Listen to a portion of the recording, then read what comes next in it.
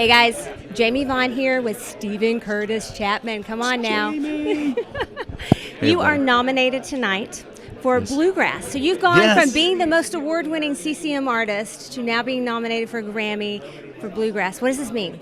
Well, it's really, really special. The first memories I have as a little boy, in fact, it's the opening line of this album, a song called Where the Bluegrass Grows, title of the record, where I say the first sound I remember as a little barefoot boy were the sounds of my dad's old Martin guitar and a 5-string banjo. It really is true. The first memories I have are of music, and it's bluegrass music, because my dad played folk and bluegrass music growing up in Kentucky. And he plays on this album, and correct? he sings and plays on this album. I spoke to him on my way down here. He's 80 years old, had a heart attack last week. He's recovering, but he's not in great health. And the fact that I got to have him on this record is so special.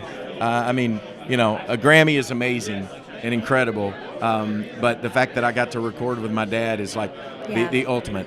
And Ricky Skaggs and my son and my brother and brother-in-law. I mean, it was amazing, but it really has been special to get to make this record.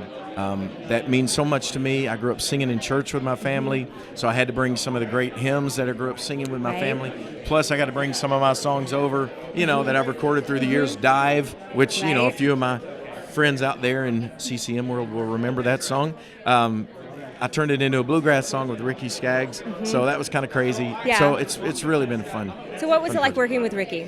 He is the most talented guy on the planet, number one, and then just an amazing, incredible, wonderful person. He's been such a cheerleader for me through the years. The first Grammy Awards that I remember attending, I ran into Ricky Skaggs and his wife Sharon. Mary Beth and I walking the streets of New York. It was the year that they were at Radio City. And I'm like, that's Ricky Skaggs. And he came up to me and said, Stephen Curtis Chapman, I love your heart and I love your music. And immediately we forged a friendship. And then to get to come around to actually get to make a record with him is truly amazing. And now to have a Grammy nomination for that.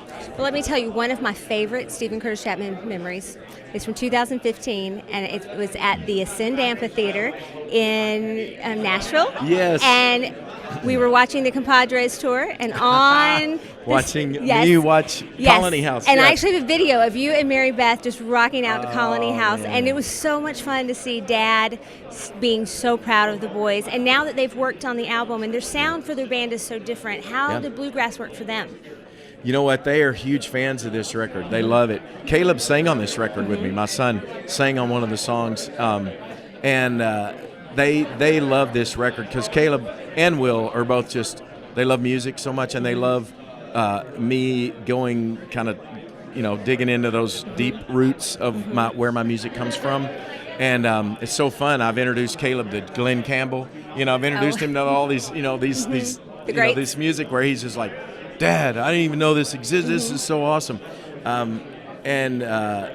They, by the way, while we're talking, have an amazing new album getting ready to come out in about 2 weeks. So got to check that out. It's called Original Material. And that's the single that's out right now. The album is actually called Leaving What's Lost Behind. Leave What's Lost Behind. And it is really a masterpiece. So check out Colony House, new album, Leave What's Lost Behind. There will be no charge for that, my sons, except just take me to dinner sometime for that little promo. Okay, now your shirt, Show Hope. Yes. And I am a supporter of Show Hope. Love it. Yes. Oh, I'm an adoptee, so I know how important that is to make sure that we get children in loving homes. Yes. What are you doing with Show Hope now?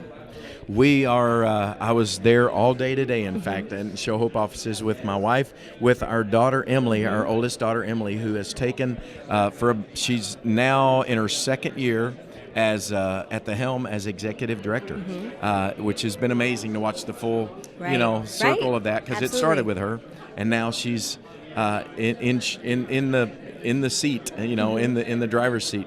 You know what? Just there's a lot going on in the world of adoption. Particularly, we've seen a decline in adoptions over the last few years from our interesting perspective, where we've seen it kind of at this point where so many people were adopting, and we were able to. There are many visas being given to families to adopt internationally and domestically, and we're trying just everything we can to get the word, keep spreading the word that there's so many kids right now, tonight, right as we speak, that are just longing for a family, just somebody that says you belong, you matter, you're important, you're special, you have a story to tell, you know, and so we want to just try to keep telling those stories so that we can keep making people aware, maybe just to open their hearts. Not everybody, you know, you've heard us say it, if you've ever heard anything from Show Hope, we know everybody's not called to adopt necessarily.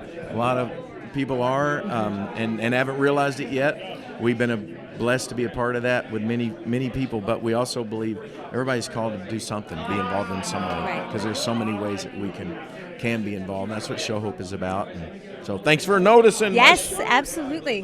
And thank you so much for stopping by and talking to us here at CCM. You're welcome. Congratulations. Thank you. Good luck. We're Thank excited. you. You're Thank welcome. you. Bless you. Thank you.